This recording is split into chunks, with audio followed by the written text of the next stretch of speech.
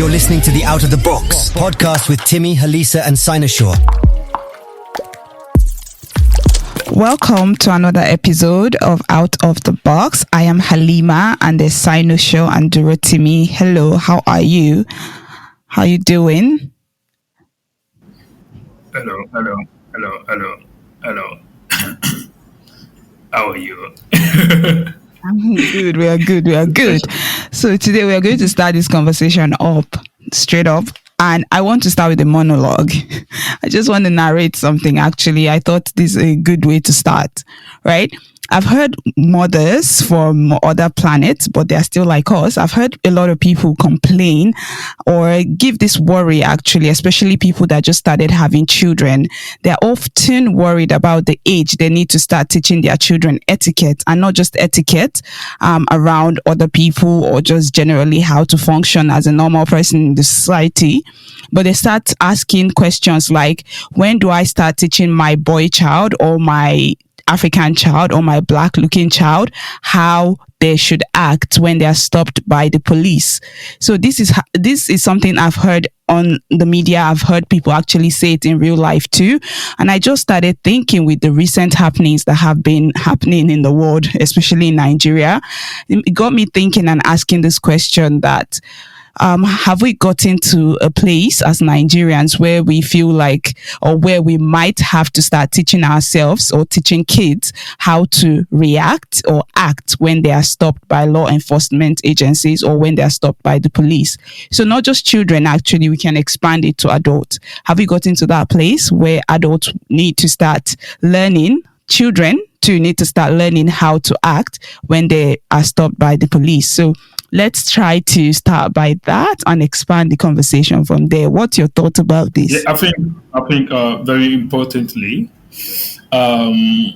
we need to find a way to separate this conversation. I mean, the contexts are quite elucid, if you will allow me to use that word. Like, they are not clear.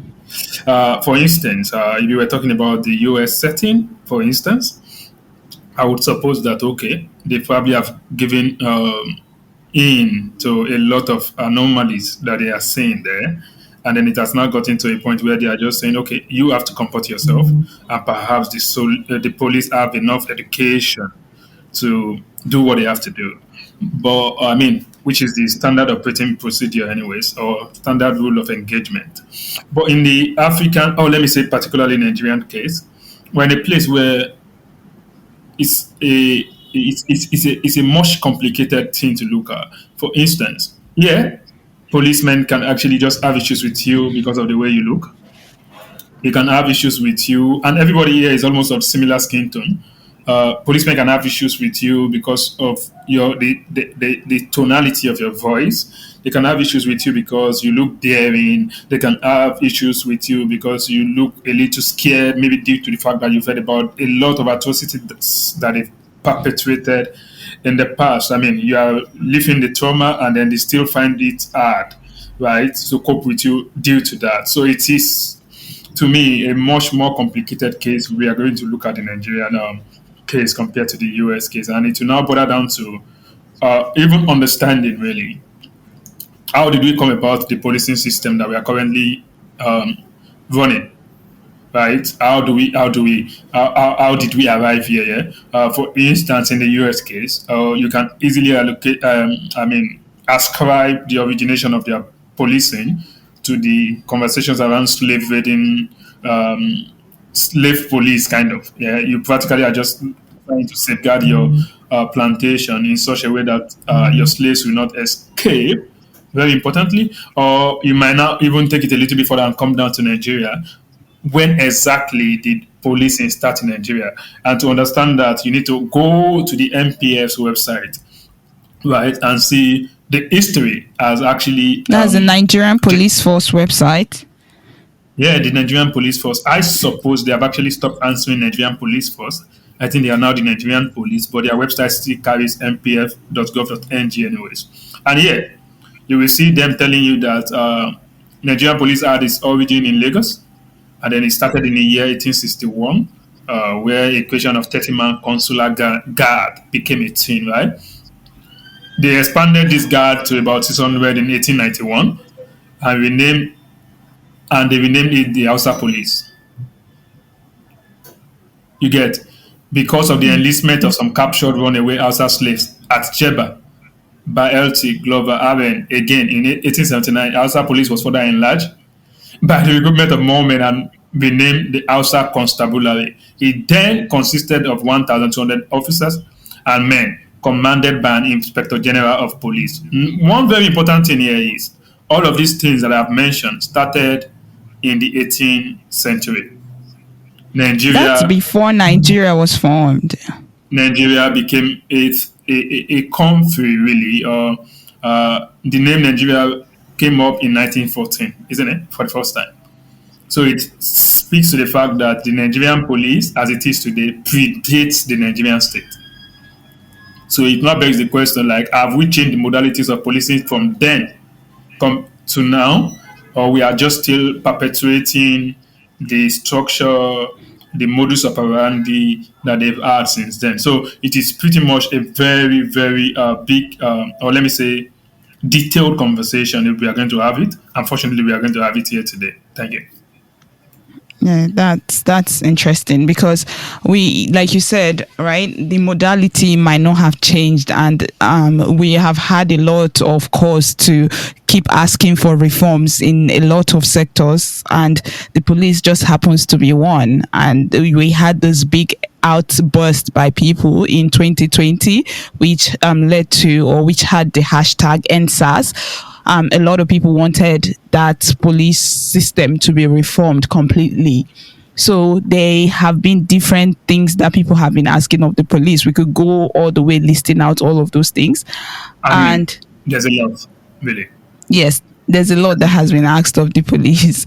And I don't know that the ordinary man has had any impact, because there have been recent cases that has made us to believe that many things have not changed. Actually, many things like the violation of people's rights hasn't really changed. And we've seen a lot of videos. Some of them will go viral. Some people will not care about others, or some people might decide to care too much about some other people's own cases.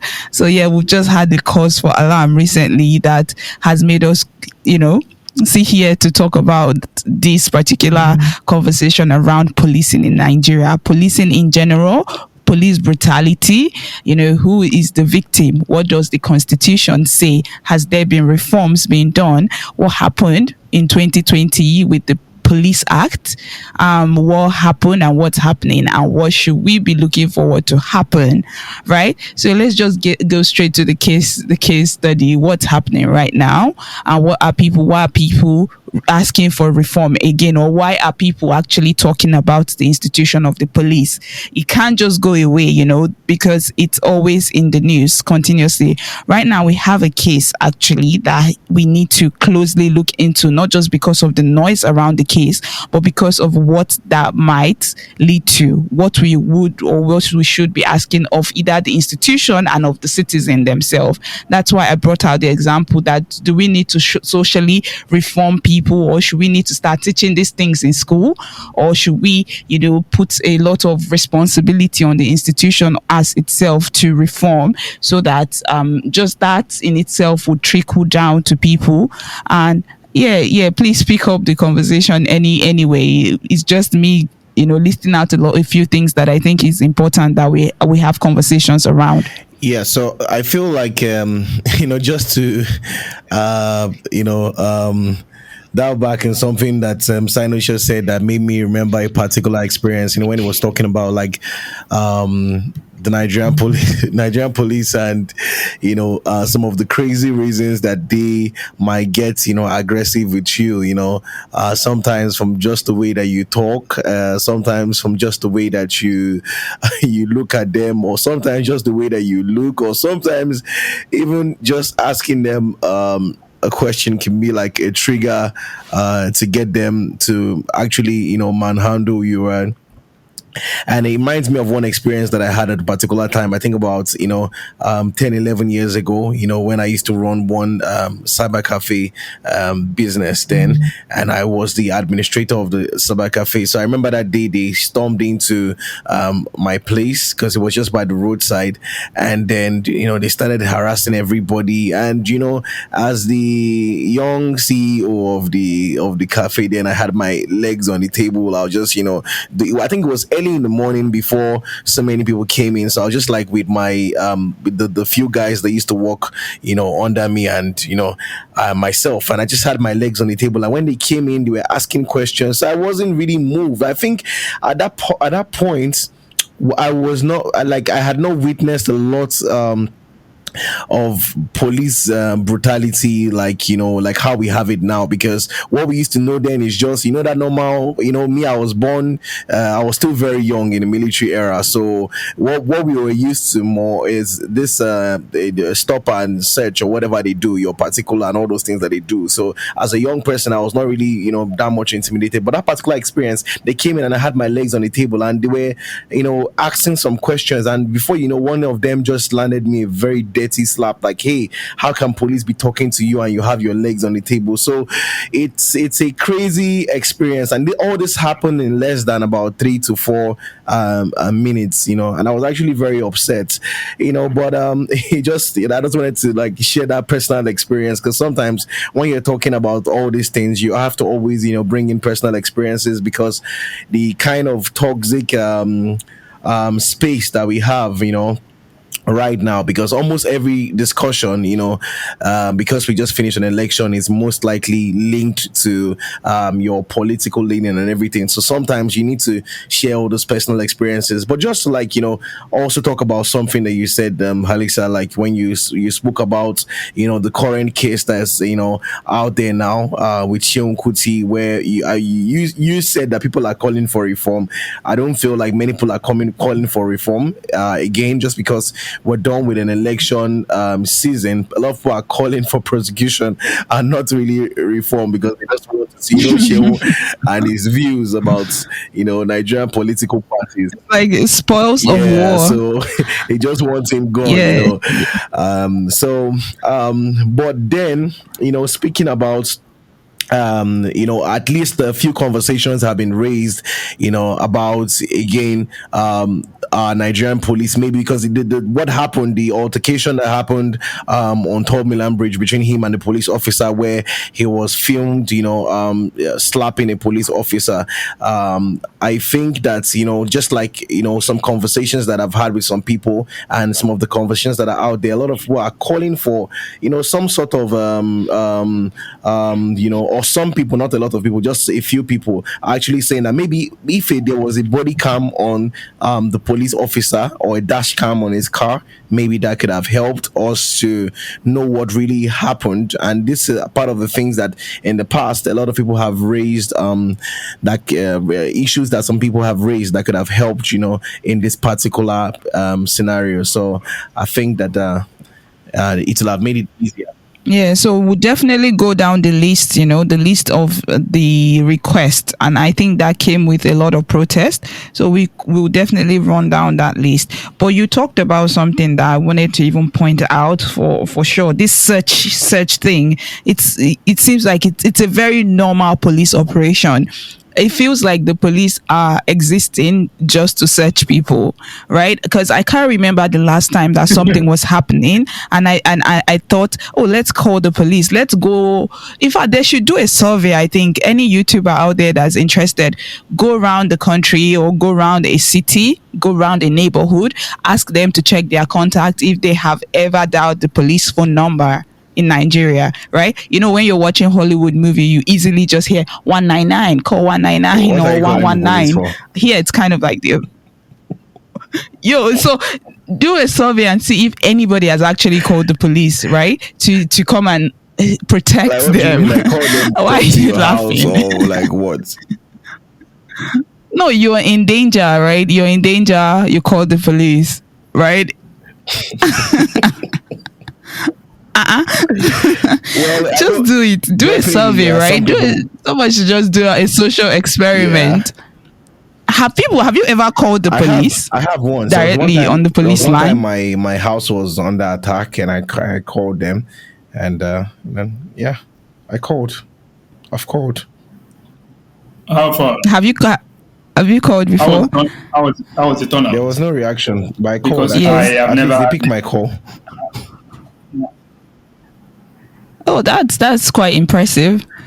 They will clip that now and put it on. They picked my call, but Anyways, there that's was how no do somebody you, came to my house, and but then that's not to. I don't want to, to sound like they've not responded to other people, like yeah. no, because me, I don't feel like the first line of action, right, to people is called the police. Because I've had many things. I don't want to run down my history with people and just my relationships in life. Is just generally people have had cause to call the police, but I don't think the first line of action was let me call the police. Maybe the first line of action was okay, let me call this brother I know that's in the police. But the first line of action has not just been let me call the official phone number of the police. I haven't seen that before. And that's to tell you something is not right, right? I mean, yeah, that's What's the just police something number in I just felt Nigeria? like. Is it 12112? What's the number? Oh my God! I think Don't set 112 me up is for one of the dragging. emergency numbers, though. I don't even know the one, but I think it's no. In every country, when you dial 911, I think it redirects 911 calls towards the police number in Nigeria. But I think every state has their own emergency contact. I think that's it. But then you like most Nigerian police stations publish the numbers of their DPOs and their contacts, the people that you can contact in case of emergencies, or if it's a domestic violence case or whatever it is. Yeah, they should definitely have one general one, and that one can redirect to the people that's necessary to, because they would have the location, they would have all of this information of people's cell phones, the addresses, and once your location is on, they should be able to find you anywhere you are. Right? I mean, I mean, where we are talking about, has any one of you checked? I'm checking and it's giving me a whole list. It's giving me Abia phone number whole list by of state, what? Adamawa, Akwa Ibom, Anambra, of contact, the contact line Okay. on the Nigerian Police Force website. We So can actually call situation them room live. We can actually call them ng.org. live now and see if they respond. I see. I think very importantly, we also need to know that it is a crime to call that number To call Yeah. when there's no emergency, right? when there's no emergency. Yeah, the Is, such call. would you call it a crime? Is a misdemeanor, I guess. There was a. I there mean, was a. it does. There was a Okay. recent conviction on a subject. We had a recent conviction where someone was calling a toll-free number for fun. But then, But it if you happens want to everywhere, actually, though.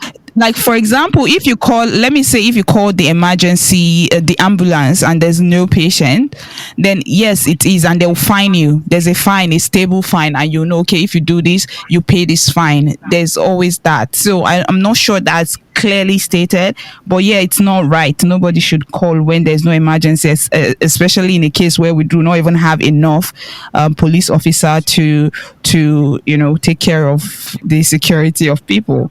So yeah, definitely. I don't think we can try it out for just for experiment. But people that are willing to try, there are people that are willing to try those things. They educate the society. I'm sure there is something that will cover them to try it out. If you're into those kind of things, please do it and share us the link. But so what you guys Let's are telling me now, depend what the you guys are comments. telling me is that if I actually call them and they come, and that's a crime. So what about if they don't come? Yeah, I mean, Ooh. Another angle. No, actually, I do not think it is necessarily a problem that they do not come, because it's the modus operandi that they do not show up in the first place. Exactly. And why is that? Why That is they that? come. Why can't I just call like the police if there's trouble and they show up? Because I don't want to be I want to be a little bit objective, should be, and not say like, you, oh, if you, you call them, if you, there's you, crisis in this place, they won't come, because I know that, obviously they would go. I don't know, but I know that some people can call and get a response, and if there's like a robbery or something, maybe but then I have, do- yeah. I have done my study of the Nigerian police. They were not made to defend you, to protect you. And this might look a little bit controversial, but no, they were not made But that's not the new to do that. police force. That maybe that's the old one, because the new one that we have right now, the rebranded one, the after NSAS, I think like there's a whole lot of repackaging, and I think they are serving some people. I think you need to also understand that there are classes in every society. I'm not sure neither myself nor you belong to the. Either myself or you belong to the group of people that they are How supposed to serve. why are you saying And you don't and I? How do you know I don't belong to the class of people they serve? You don't know if Durotimi is like hold on. this thing. I am not sure. I am not sure you are. I am not sure you are able to reasonably get six policemen to guard your house. Those are the people they are intended to serve. And don't forget, like I was saying earlier, practically in the Nigerian case, they are not ashamed to say it. Yeah? Are you there? Guys? Yes. Can you hear me? They Yeah. are not afraid Yeah, to yeah, say yeah. it. I'm looking at it, right? On MPF's website now. Let me read the first paragraph for you of how the Nigerian police came about, the about us portion of their website. The Nigerian police force is the principal law enforcement agency in the country. It had its origin in Lagos following the creation of the 30-man consular guard in 1861. The small guard was subsequently expanded to 600 men in 1891, 30 years after, and renamed Hausa Police because of the enlistment of some captured runaway slaves at Jeba by L.T. Glover Aren. Yeah? Again, in 1879, the Hausa Police was further enlarged by the recruitment of more men and renamed the Hausa Constabulary. It then consisted of 1,200 officers and men commanded by an Inspector General of Police. What is key here is enlistment of some captured runaway Hausa slaves. Hausa Police, Consular Guard, its origin in Lagos, and the timeline, which is the most important. Nigeria became in 1914, a country in 1914, but these guards have been around even before Nigeria. I don't know, maybe this makes sense to you. What exactly were their duty and function? The duties of the Hausa Constabulary entailed attending to the security needs of the colonial administration, which encompassed both military and civil police function. It, however, was largely military in character and posture. One of such military duties was the provision of a detachment of 8 officers and 51 men for the Aroshuku expedition. They are not hiding these things. Nigerians don't just check for these things. What I have read so far presupposes that the police of Nigeria were initially set up to pursue a colonial agenda, to pursue the service to the colonial leads that were in Nigeria then. So literally, they are a relic of colonialism. They are a relic of colonialism. I don't know, maybe this makes sense to us, guys. Yeah, but So since then, but our constitution was amended now in 1999.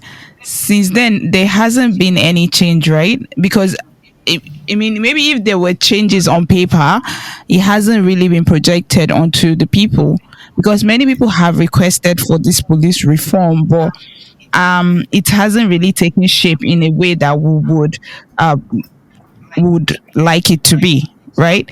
So I was checking because this search thing, like I said, it seems like that's the only place you actively see police functioning. It's the stop and search. And that's one thing we've seen with this case too. We don't know who said the person should stop first. What we saw in the video was just the assault. So we did not see what happened before then, but we've gotten a little bit of information, of background information towards why the whatever happened, but we have to still wait for the court to clarify or to give their own verdict. But then this police search and stop thing, there's this site I like to use when I'm looking at anything concerning law that's related to Nigeria, and it's called Law Paddy. Paddy's friend in Nigeria. What language is that? Paddy me, that's Yoruba. Okay. So they said, does the police have the right to stop and search? They said the Police Act in Section 29 states that a police officer may detain and search any person whom he reasonably suspects of having his possession or conveying in any manner anything which he has reason to believe has been stolen or otherwise unlawfully detained. So when the police officer thinks that something has been stolen, they can stop you and they can search you. It's an act. It's even in the law that they can do these things. So with that, I don't know. I don't know if it looks like, I would assume that the police has complete right. They don't even need a warrant to search you. When they stop you, they do not need a warrant to search you.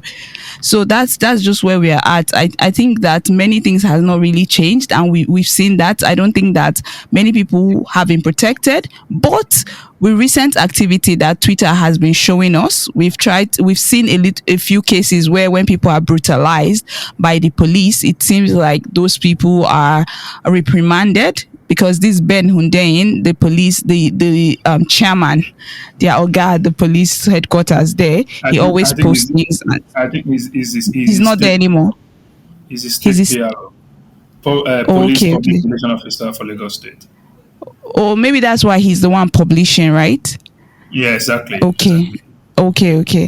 Okay. So because they try to publish when the police are reprimanded, and they try to just keep people up to date with those information.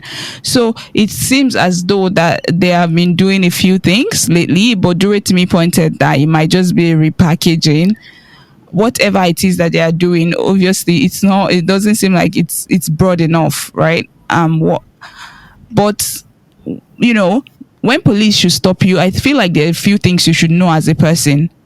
Would you first of all, ask for search warrant? Does that work for Nigeria? Because if it doesn't I don't necessarily. I think I was really feel like they need a search warrant to check. I don't feel like. I was reading the case law. I think they usually have disagreement even on what.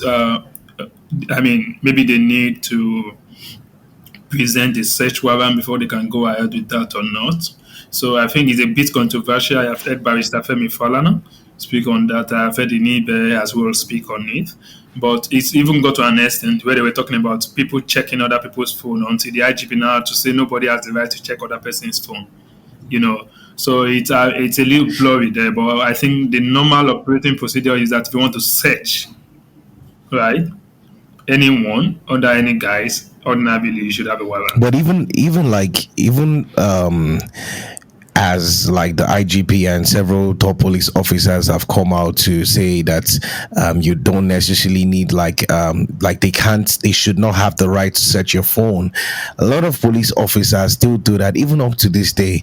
So why is the burden, because you're arming someone, you're giving them guns and live bullets, and you're putting them out on the streets, and you want me to bear the brunt of having to challenge a police officer that, you don't have the right to search my phone, and even up to today, we're still seeing a lot of and that's if you're a lot of videos, and that's if you're lucky to even have someone close by to you that can actually do a recording or, capture them harassing you. I don't feel like if you and a police officer are in a in a very enclosed space where there are not much eyes, that you would have that, right to you, or not that you have the right, but you have that, audacity to be dragging with them, because they have they have guns loaded with live bullets, and they can shoot you at any particular point, right? So I feel like if the IG is telling us that, there was a lot of contradiction, I think now maybe post NSAS,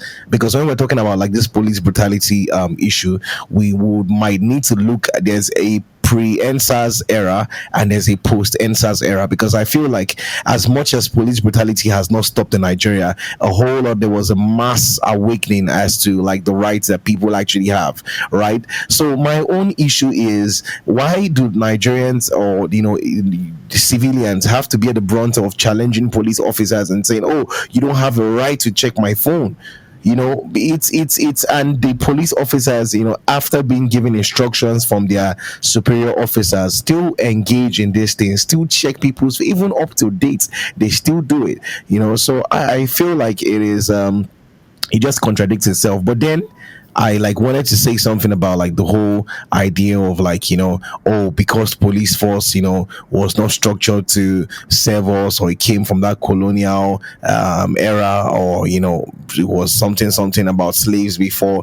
I feel like it's a good, it's really good to understand the history of how it was set up, but I don't feel like that is the reason why they still maintain that oppressive structure, because it had to start from somewhere, right? It did have to start from somewhere, whether it was set up by the colonial masters and everything. It had to start from somewhere. But I just feel like the entirety of the Nigerian state is so oppressive, and it goes beyond even the Nigerian police force, and it's not because it was set up to protect, maybe at a particular point it might have been set up to protect them, but that should not be the reason why it still sustains this way that their modus operandi, and how it affects Nigerians. So that's just it.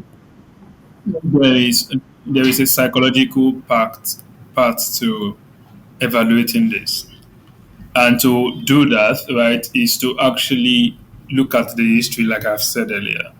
And very importantly, when did the Nigerian police force, right? When exactly, right? Were they, we had Ulster Constabulary, we had all these Royal Niger Companies, Police Constabulary. When exactly did they merge? They merged in 1930. And they were the colony's first national police when they were aggregated. But the reason why I'm citing this is to see how this could have trickled into the culture of the institution. Don't forget, when we got independence in 1960, I've always said this thing, even though it seems like I'm oversimplifying it, to understand the psychic of people, know what they were set up for. When we celebrated independence in 1960, the political elites that emerged therefrom, right, they took police to their respective region. Now,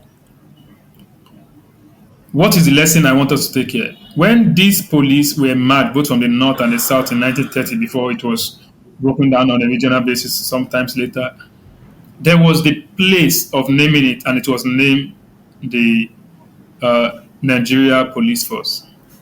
That name, we took it to like 2020 or 2021 before it changed.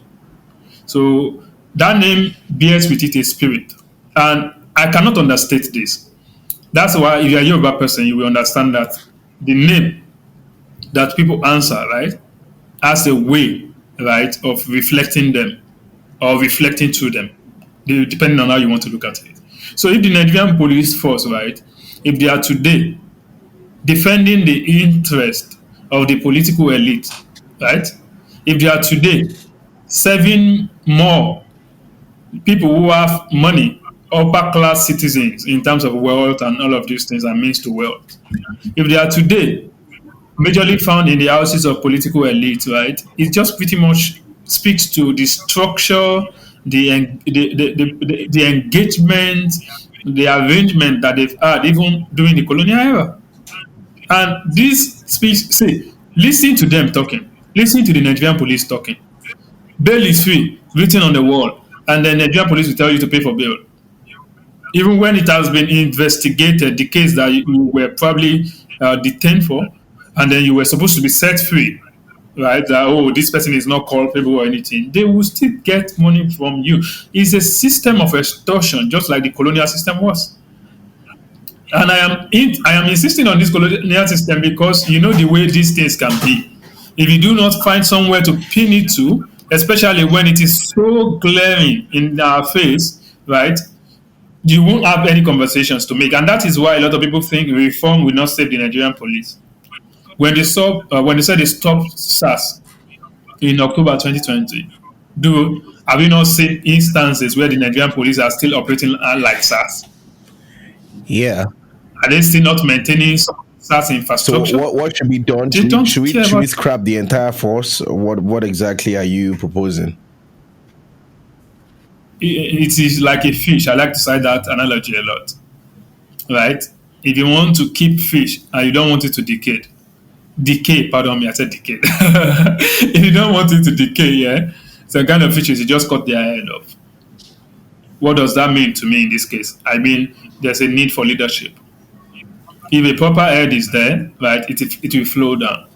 But if you continue to make people who have been in the system all along, right, the leadership, if you continue to make people who are used to the corrupt nature of the system, the leadership, then there is no point in trying to talk about reform because there's nothing that will change. And what we need really is a complete overhaul of that system. The Nigerian Police College is teaching a lot of things in legal, in all of these things. Immediately they leave that place, they forget all of those ethics, and they come out here and they assume the nature, the spirit behind the Nigerian police force before it became the Nigerian police recently.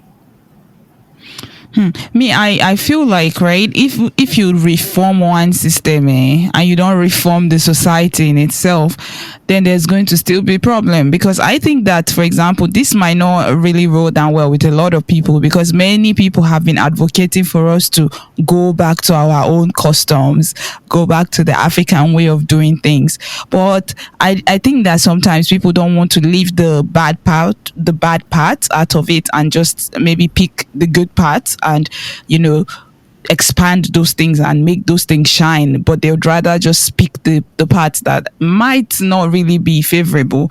Anyways, I said this because I feel like our culture. May I suggest something? Yeah. Mm-hmm. I think you should not even give our culture any wahala at all. You people have a way of dragging our culture. let me just round this stuff. Let me say this, pardon me, and it's very important. The police are like the house slaves that looks down on the slaves on the plantation because they think they are closer to the slave owners. Meanwhile, just like the slave on the plantation, they are as well a victim of the old system. But the fact that there's a gun in their hand, there is the handcuff, they have the tear gas, canister, amongst other things, they think perhaps they are different. They are not. They are a victim. And one thing that now is a very big concern, right, if you want to relate it with what is happening with Seun, for instance, is the fact that it is not only Seun that wants to slap a member of the Nigerian police in Nigeria. There are so many people, right? Maybe they don't have the clout. Maybe they do not have the kind of family name that can actually aid them in doing that. That's why a lot of them are quiet, right? It doesn't excuse the fact that slapping a policeman is not fine. It's not good, right? For me, that's where I stand. So that's exactly what I'm saying. There are many people that would want to do it because of what has happened to them, right? It's reaction. That's a conversation on its own. But then still, I'm trying to say that many people in our society would slap, right? It's like, okay, someone does something wrong to you, you physically violate them. Someone do something wrong to you, even if it's your child, you say, okay, come in, you trash them, you physically violate them. So it's a system, and for me, culture sometimes is not that deep. It's just the way of life. This is how we live. When people do something wrong to you, you think it's okay to physically violate them, even if they are your child, if they are anybody close to you. It doesn't matter, and that's why we have cases of jungle justice, right? People would, they say you don't even need to shout the lay, you just need to say oh, and then they've like come together to beat somebody. So this physical violence thing is not very pronounced in some other places. I know that we try not to say that some kind of problems are very just very special to Africa, but I think that that case of physically violating people generally is something you see. It's very natural. People hit people, right? That's where I was coming from when I'm trying to talk about the cultural aspect of it. And it's not that deep. It's not like, okay, it's like it happened in the 15th century or whatever, and we're trying to not let it go. It's just how we're living right now is just a complete this thing. It's just, okay, you did something wrong to me, let me hit you. You stole my phone, let me hit you, right? Maybe it's because people do not believe that they can call the police or they can call somebody and actually get justice without them taking justice into their own hands. But many people might not even resort to that too. I yeah, that's just what I'm thinking. So it's a lot of work that needs to be done generally about what is violence. What exactly is violence? Because many people are arguing still on the side of Seun Kuti, right? Because we feel like when somebody does something to you, it's okay to actually do react in a certain type of way, and that's why people might not find it to be problematic, because we saw that, or from what we've seen, it hasn't been fully confirmed yet. We saw that the police tried to violate him. We don't know how it could have turned out, and then he reacted, and the way we react is like that. So is it wrong that people react that type of way, react in the way that they unleash on people physically? That's just what I'm trying to say, because it's not just shown. Just like some people are very I don't know how to even put it, but as I said earlier on when we started this conversation, like a whole lot of, because we're just coming out of an election, this is my own honest thoughts. A lot of people are looking for justification to see to bring other people down. So there's a side of the divide that Seun was very vocal against, and I just have to bring in all this context, right? There's a side of the divide, political divide, that Seun was, very vocal, about, and he really criticized them, and they really hate him. So those ones don't even want to see anything. They just want him down. They just want his head, right? And there's another side of the divide that supported as very terrible individuals to be leaders of our great country, right? So those ones are, because of all the attack and because of all the criticism they got, they're just looking for a way that they can just they can just get back at anybody, especially those people who really criticize them, people like Seun. But let me say this, right? And I would like to state that no one has a right to put hands on anybody, whether it's a police officer or not, but according to the law, most especially people on uniform, you don't have a right. So if a mother, if you see a mom hitting her child, would that same thing apply? Yes, you don't have a right to hit anybody. I think that we've not gotten there yet in Nigeria, but I think very soon we're going to get there, because it's not just about this. I think you've seen videos of people getting beat up, houseboy. I know you gave me the scenario of murder, but right, when a mother does it to a child and it's permitted, and then it's now, you might not even know if the person is the child's mother or whatsoever, right? And we recently saw a video of a child that I think it was a house help or something, and the child was beaten up to pulp, or what they call, how did they say it, right? So, and the eyes were swollen. The person could be, the little girl or boy could be barely see. So again, as I was saying, I feel like when you look at that Seun scenario, you might want to also consider the reputation that these officers have. All right, with all due respect, there are some good people, and there are a lot of bad people. Amongst some of these forcemen, there are some good, respectable ones, and there are some ones that are just, bad, and you might want to just look at like the reputation that they actually have, because we all know, almost all of us have had experiences with these people. Even when you're the most humble person, they can provoke you. And like, I remember my own little altercation with them. If you're not in the right frame of mind, you might just lose it. And you know how our environment is. It's not even a place where that even provides you with that kind of sane environment that yeah, everything is so oppressive, right? So, and if you look at the character of these people over time, a lot of stories that have been reported, even gentle people, even over, those days when we're growing up, it used to be over 20 naira, it used to be over 50 naira. So sometimes now you even see over 200 naira, and somebody mistakenly, or how they call it, accidental discharge. So according to what Seun put out there, Seun has said, that the guy was trying to he was trying to get him killed. And even in that video, if you watch that video, right, this guy came out and challenged this guy, pushed him a couple of times, and then after that, he tried to get back into his car, but the policeman followed him to his car, and then he came back again, and whatever happened, slap happened, and everything. So I think it was wrong for Seun to hit him, but we don't know like the full story, because the only part that we saw was that 40 minutes clip. And then if we were to judge by the character of some of these guys, I mean, like everybody knows, except you want to be dishonest, right? But everybody knows that a whole lot of these officers, have killed people in the past. For look at Bolanle, the lawyer, just I think it was in last December, right? Look at the lawyer that was killed. She didn't even resist. She didn't fight. She was just trying to get her kids to get something from the mall or somewhere, or to go eat or something, and she was killed, right? Look at Colade Johnson that just went to a football viewing center to watch football, and he was killed. Those guys, there was no altercation, there was no fight, there was no resistance. They did not resist arrest or anything. So there's no how you're going to look at this scenario, except you just want to be, like I said, it's a political season, so a lot of people are just trying to see this guy's head hang from a stick. But if we want to look at it, we need to hear the full story and understand what happened, because the police unfortunately does not have that kind of reputation that we can say, oh yeah, he wasn't that, why did he do that, or he wasn't provoked into doing that, right?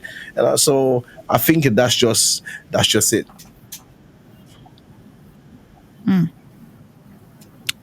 Yeah, I feel like this is a clear case of nobody imagining everything I was saying.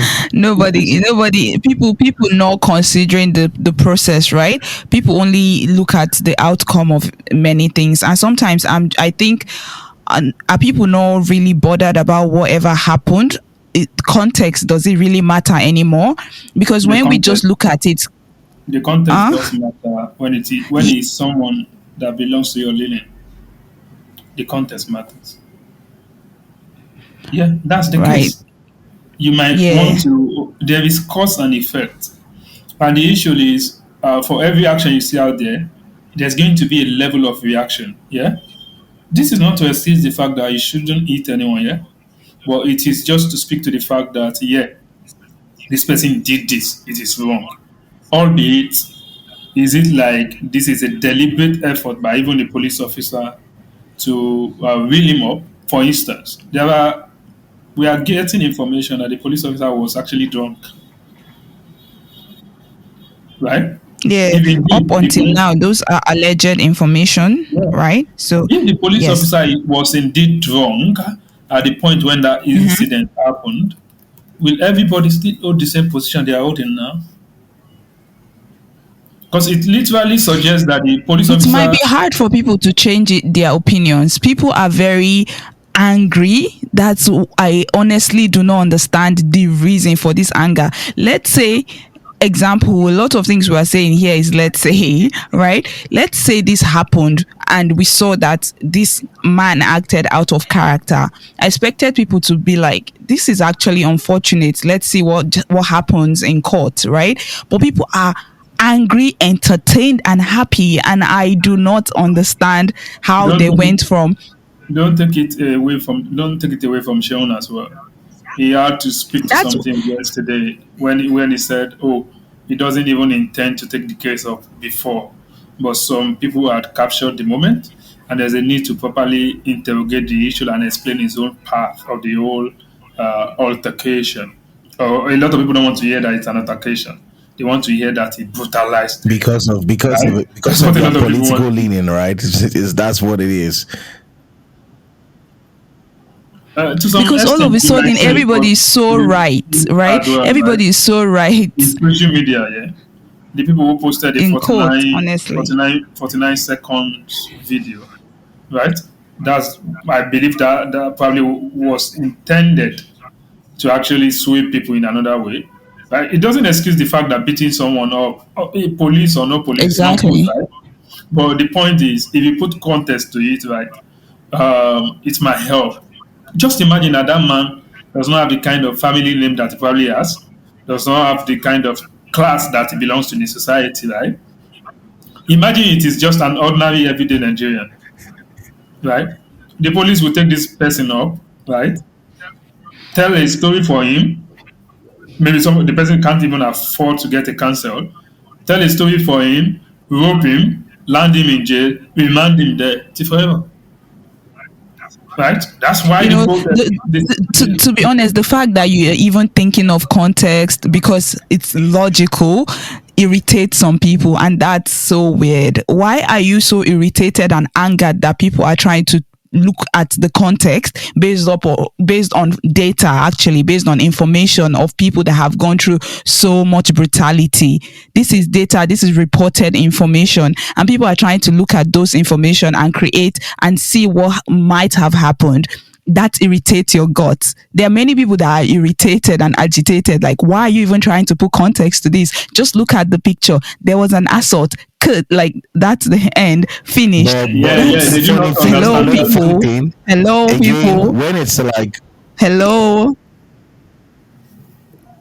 Yeah, Yeah. we can hear Go you. on, when please. it's like when it's Yeah, me, I'm talking to our audience, honestly, because most of the people that will be listening to us, honestly, you need to think about content. How does it not matter all of a when sudden? it's because of who, Yes. when it's Tinubu's son that is buying an $11 million house, then we have to think about where the money we don't just focus on the story. We have to think about all the details. We have to think about the there's so much to actually think about, and then we also have to look at it and how but in this particular case, it's straightforward. Just look at the video and just kill him, like just sentence him. I've seen a lot of people saying 10 years in prison. I've seen a lot of people saying 20 years in prison, but it just speaks to the Nigerian, like the state of mind, like in Nigeria, especially those of like the oppressed, like the people of Nigeria, how they see all these things. Because when it was Bolanle's time, we all sat down to look. Okay, how was she? Was she turning? Did they turn? Did they try to? I think that we protect a lot. We protect the oppressive I don't know, I don't want to put it in a very in a way that might sound a little bit controversial, but Nigerians are currently the protectors of oppression. Because when it was that Bolanle's time, we're just the IG did not issue and order very fast. I don't know. I need to research, but I don't think that the IG even gets involved in all this. Because sometimes it's just the commissioner or whatsoever, or the PRO that will just put that, oh, these men are on their way to the station or whatever, or they'll be arrested or whatsoever. But look at this case. We've already given this guy a judgment. Judgment has already been issued. Some people are even suggesting what the judge should give: 10 years, 15 years, 20 years. But when it was Bolanle's time, we're trying to find out, okay, let's hear from the husband. Did they try to turn the car? Did they hit the policeman? And after everything that we found out, there was no logical reason why that guy would have shot that lady. And that was a productive. If you want to say, oh, Seun is always rough, Seun is always smoking, Seun is always this. This was a lawyer. She looked decent from her this thing. Not to say that Seun is not decent. Seun is very decent too. But you cannot say, oh, she used to smoke or she was what. She was just a very decent lady, a family woman with her husband and her kids in the car. And I didn't see all these questions being asked.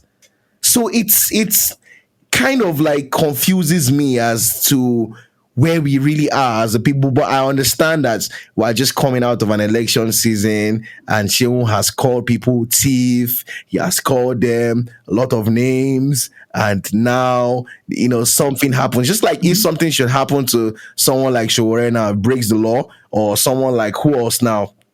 In fact, anybody, in as far as you had like a political leaning, right? You do remember what happened recently when one APC member did some things and they all came down on that person, right? So I think it's just the whole political coloration that is not making people really ask a lot of questions. And because this guy has been vocal against many of the kind of system that we run in Nigeria, I feel like people are just trying to clamp down on him. Yeah.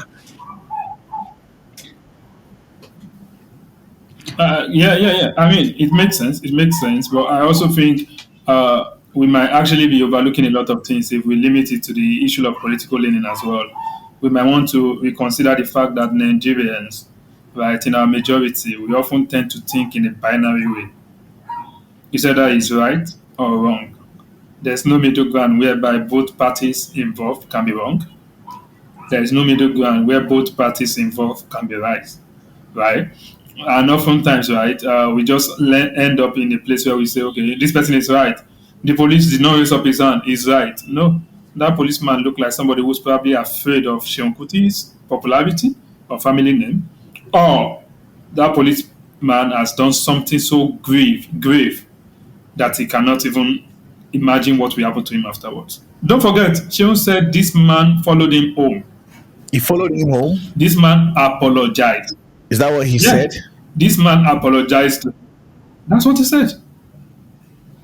Like, the guy followed him home, the guy apologized to him, and that was why he allowed the case be. That was why he didn't take it up ab initio, right? Like from the beginning. So one thing that has worried me again is that why has like the officer not, like, I feel like the police has not put out their side. What happened?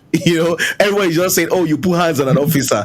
Because maybe if there were like some seconds, or I want to ask you, like Halisa and like Sinosho, if we had seen like that video for like a little bit longer, maybe like a 2 minutes video where there was like a chase on Third Mainland Bridge, or the guy he was trying to corner them into like on Third Mainland. I'm just saying, like, if there was anything that we saw, if we actually saw the events that led into up onto the point where he came out of the car and he hit the guy and he slapped him, do you think that if there was actual proof that this guy could have been pushed inside the water with his wife and his child, do you think, like, we know the law, don't put your hands on a police officer, right? But do you think that would make you see, that would make you think a little bit different from how we're thinking now? Nobody. We are not thinking this. This is not group think here. I think people have different opinions, so it's not a we. Just like me and you, we have different opinions on the subject. But I'm not mistaken. Even though it might be in the same shape, but we have different opinions. Yes. But so let's not. But the point is, the essence of additional information. No. Me, I cannot act like I'm just a one-dimensional thinker. I don't think in a certain way. In fact, when I'm even just looking, my head is spinning. So definitely I can't just look at this and say, okay, this is what it is, except if I make up my mind to say this is what it should be, right? So if you look at that image or that picture of him violating a police officer, it's clear what it is. It's clear that this is a crime being committed. But then you cannot say that particular event exists without context, without anything happening around it. So like you said, if it was a 2-minute video where we saw a chase, where we saw what actually happened, I think there are still a lot of people that would still take this chance. If there was any little thing incriminating about him, there are many people that have been on his issue, right? There are many people that would have still said, yes, this guy is wrong. There's nothing that they would have made that to be right to anybody, and that's why many people are so disgusted. And I'm looking at them like, are you really for real? And I think you've asked a lot of questions like along the line of how many people have you stood up for. This is not the first case of violence we're seeing, right? We've seen violence in different forms. How many people have you really spoken up for if we're talking about principles here? So, yeah, so now we're looking at you like, are you actually sincere about this, or there's something really pushing this whole agenda? But like I said, for me personally, if you're asking for my thought, I think that I see two things that would exist for me. It's like, one, it would be wrong completely to put your hand on somebody. But somebody was talking about a crime of passion, and I was very intrigued by that. If in the spur of the moment you felt your life was threatened, you felt like the life of people, which is like your child and your wife, which is sometimes even much more important than your own life, is threatened, you don't know how people react. And with people that have background or PTSD at this point, I haven't seen any of his psychological analysis. Please, nobody should quote me, I beg. But from history or from what we've seen, his dad has had a problem. His mom has not a problem. They've had traumatic experiences with the police. So the first reaction, even with someone like me that haven't even gone face to face with a police officer like that, when I see a police vehicle, a car coming next to me, my heart is already beating. So imagine if somebody has had so much encounter with the police, and the police comes to him and he says, wait, what is happening? What's about to happen here? In the spur of the moment, many things could have happened. So that's why I can't give these guys actually apprehend people. Do you remember all those horrors when they used to just come down from that their Kurupi boss? Not even then, even up to now, I'm sure that there are still similar cases, although it will have reduced by now. Where they just come out of this, they call them Kurupi bosses, right? Those mini bosses, right? And they just come out straight, like the way that they even, the way they even approach you is enough for your heart to be in your mouth. So I know again, yeah. Perhaps that was why they removed force from their name, so that was a little. But it seemed like the force remover is not working. That's like that's like removing moving I don't know. But force, does it change anything? Is it just about the mere name change? It's not about the change. It's about a change of their mindset entirely. I don't know. But do you feel like I think what go ahead. I don't know, right? But when I was growing up, I used to just think that, if I actually became president or something, I would just try and start all over. Start the Nigerian police force all over. Different uniform, different even different people, right? Different people, different. Taking them away from the barrack. You said what? Take them. I mean, the house nego, who think himself the house owner, they should return him back to among his people in the plantation. Maybe then he will feel a sense of integration, and then he will be able to imagine himself as a proper slave that he is, so that when people speak, they are protesting, they are doing it for every one of you, which is the context of disbanding barracks and making policemen live amongst the people they serve. Did you also know that there has been this talk? Yeah, go ahead. There's been there's been a conversation around state policing, right? So it's part of the things that they want to do with dissolution of power. Do you think those kind of things would actually help to take a proper? I don't think it's going to help. What's the word? I don't think it's the same people now. It's not the same Nigerians that we're going to put in there. I think all you are trying to do is just to devolve the oppression or the brutalization. Exactly. And you know what I feel I about think this that's state policing thing, right? I'm up for it. I understand like the bigger picture, and I know that at the end of the day, we'll need to have state police and even community police, as local government, anyhow, small micro community policing and everything. But then the current way that it is right now, if the ideology of the police officers are not changed and the police force is not changed and the police and the state governors are not changed, what you're going to be having is war. They're going to be doing state versus states. Oppression is going to be used for to oppress people during elections. Like if PDP is in control of a state, or if a particular political party is in control of a state, and they are the ones that are in charge of that police force, I feel like the opposition wouldn't even stand a chance, right? So, I feel like before that is if that state policing is done, the total reform will need to come at once. Change the mindset, change the ideology, change the people. Change the people, because when you still have all those bad eggs, we've had scenarios. Not that we even know that some of these people, like there are some of the oga at the top, as they say it in Nigeria, would give them targets, go and bring this amount of money for me. So all of those little police officers have to go out to the streets and they have to meet up with those targets that they've given them. I know there's a lot of reform that is being done right now, and we are trying to, like, because everybody's like the eyes of like the people are is on everybody. Everybody's shining their eye right now, so everybody's trying to like package and everything, but it's still showing. Once in a while you still see all those things. Not even once in a while, almost every month or almost every week you still see one video where some officers are misbehaving and everything like that. So I think that state policing is not going to change anything. It's still the same Nigerians that are there, that you know So I this mean, whole thing is one of the this thing they said during the NSAS, right? They said there were 5 demands that were made, and there are many people that are pro government, that or the pro current government, because when you say that, it's like you're just generally not pro government.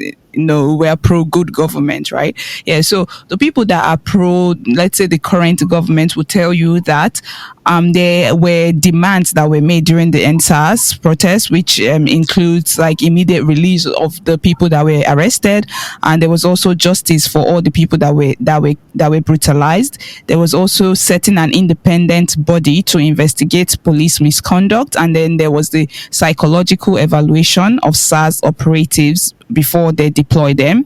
And then they also talked about salary increment for police officers. So many people would actually tell you that these things has been sorted out. And the part I wanted to highlight is the psychological evaluation of the people that are in the force. I think that's one of the things that maybe it embodies reorientating these people. And that's why I just thought, okay, how did they say they've done it? It's not supposed to be something that they said, okay, we started today and we ended 10 days after. It's supposed to be a long and a continuous process. We're supposed to see it in the curriculum that they are teaching boys that even in school, let's say even command secondary schools, or in, just this thing is not supposed to be something that they'll say, oh, we've done it today. Now, after 1 month, it's done. We've served your whatever you asked for. And that's why we still see people on the other side of the divide saying, you actually have not done what we asked you to do, what we've asked of you. So what's the solution moving forward, right? Yeah. So I just wanted to hear more about that, and then we can, yeah, I guess if it's left to me, I think there is a need for complete disband of the Nigerian police. It will make a lot of them actually lose their jobs, right? But if you still want to stay in the process of saying you want to reform, the first set of things that I think needs to be done is to insert more control and monitoring in the current structure. If you still want to keep it, right? And to insert more control, we've been talking about body cam, right? And then penalties for when you put it off, when you shouldn't put it off. And then they need to also manage the way Nigerian police carry guns. yes. You just see people appearing anywhere with gun. And while we were growing up then, what we usually see with the police more, right, is this baiting. That's what they carry more, and that's where the idea of Kondo Oloba came from. Even if they wanted to probably brutalize you, then they probably will use that. But now people can just accidentally, quote and unquote, discharge. And then you start wondering, like, accidental discharge, how do we even explain that you are talking accidental discharge? And don't forget that SARS has not ended. A lot of people might think SARS has ended. The name has changed. SARS has not ended because a lot of people are still being accosted by some set of people who classify themselves as, is it SWAT or something? Yeah, they're still getting accosted, arrested, dealt with by these people. So the message is simple. If we are going to get this right, we need to exert more control on the Nigerian police. We need to also ensure that accountability becomes a very important part of it. If you carry any bullet out of office, right, that is, if they still allow them to keep carrying guns, if you carry bullet out of office, there's a need for you to account for how you use each and every. Because people just, there was this guy I was with recently. In the course of the conversation, we met. Actually, we were coming together, of course, in the car. And then what we found out, are you there, please? Hello? Hello? Yes. So we were actually in transit together, and what we found out was the fact that he was telling us that behind a certain place in Lagos, he saw a dump of people who had died after NSAS. So the policemen who might have killed those people, if it were policemen that killed them, right? If they are the kind that accounts for the bullets that they use every day, don't you think to some extent it might help curb that? You might not just be able to discharge bullet anyhow because you have to account for each and every of those. And then how do they manage guns? Do they take it home? And why are we having all these rifles everywhere? Any policing that I know, they carry a lot of shotguns, pistols. But why do we have big guns now in the hand of policemen? On the road. Easily be mismanaged. You understand? Does that make it different? So that's where I stand. I think, I think it makes a difference. How does it make it different? Because anybody who is going to tell you that they accidentally discharge a pistol, right, will have a lot of convincing to do. But if you carry police brutality is still on the high and it's being done with pistols. So does that make any difference? No. Are you hearing? Look at the two this thing now. Do you usually hear things about accidental discharge? It's few and far between now. So it's few. So the case I am trying to make here is that that's long gone in itself. The gun should not be with them. That's where I hold. Except maybe they are going on special operations, maybe against armed robbery, amongst other things. But if you are going to carry gun at all, carry pistols. When you carry rifles, it seems like we're in a police state, right? You shouldn't even have a gun in the first place. Don't forget that. So when you install this kind of control, when you have install a gun in the first place, I think that's what I've been saying. They shouldn't even have a gun in the first place, except when the case. What are you supposed to do? Maintain law and order. Are you fighting a war? You're not fighting a war. So how do you? Armed robbery incident, I think it's one of the things that led to the proliferation of firearm amongst policemen, majorly. And then the point is, when you get, like you said, you were calling them because there was an issue in your area. When they're coming for such, yeah, they can come with guns. But you're going home and you're carrying gun home. What for exactly? I don't understand. You're carrying rifle home. We have had policemen accidentally discharge and kill their families. Right? We've had that too. So to avoid a few people have proposed like rubber bullets instead of the real So bullet. what does the rubber bullet do? Live Does bullet, it take you down? It just inflicts It would, but it wouldn't kill, I guess. It wouldn't kill. That's the point people are making. Like when you shoot live bullets, it tends to actually cause a lot But then more damage. when people now know that okay, these guys are licensed to, or what they have is rubber bullets, don't you think that they will now be more tempted to push the police guys around?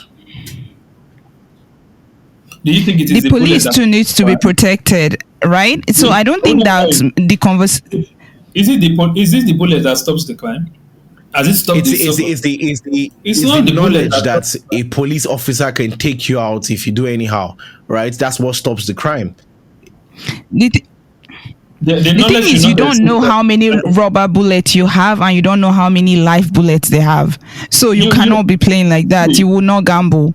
I think we are making the conversation a little But bit narrow. then, I think where we should probably look at here is to speak to the fact that are they not taught how to disarm people in the police academy? Are they not taught?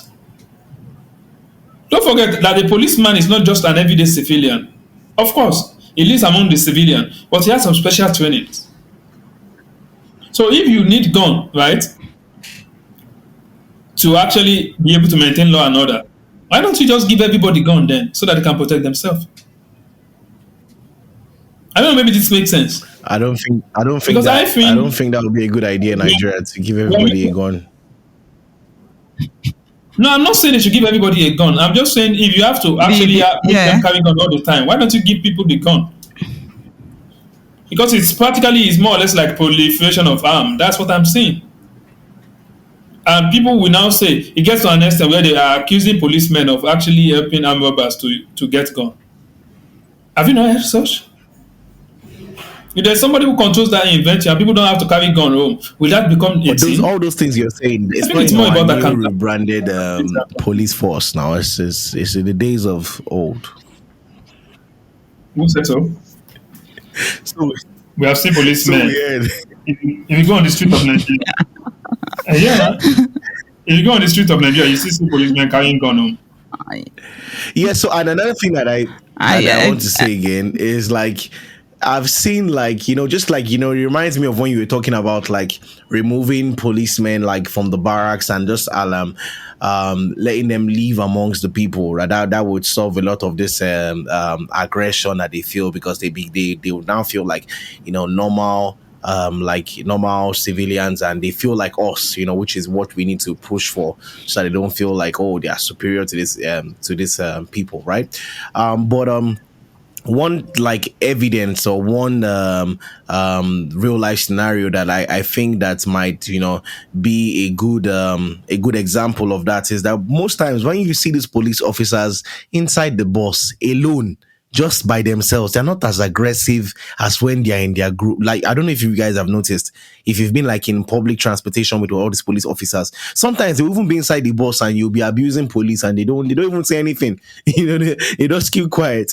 But I feel like there's this thing that when they're amongst their guys, which is, they become a little bit more aggressive and everything. So I think that idea of like, moving them out of like the barracks, I think it makes more sense and making we need to have more social integration, like, again, I always say that if I have that opportunity, even if I can even do it as a like a normal citizen, I would like for us to have all this kind of community meetings between the people and the police. Let's, sometimes when you're so angry with someone and then you talk things out, you get to understand their point of view. Sometimes they've not paid, their children might be sick or something may be going wrong. So imagine if you have this kind of community social integration between the people and the police, maybe every Saturday or last the months, they can even be like a football match between the police and the and citizens, and they come out, we hang out, we talk about, oh, this thing that you guys are doing is not right, the way you guys drive, and we too can also talk back to them without any, and it just creates that kind of social integration that can foster a better cooperation between Nigerians and then the police force. So it's just an idea that just keeps on popping in my head from time to time.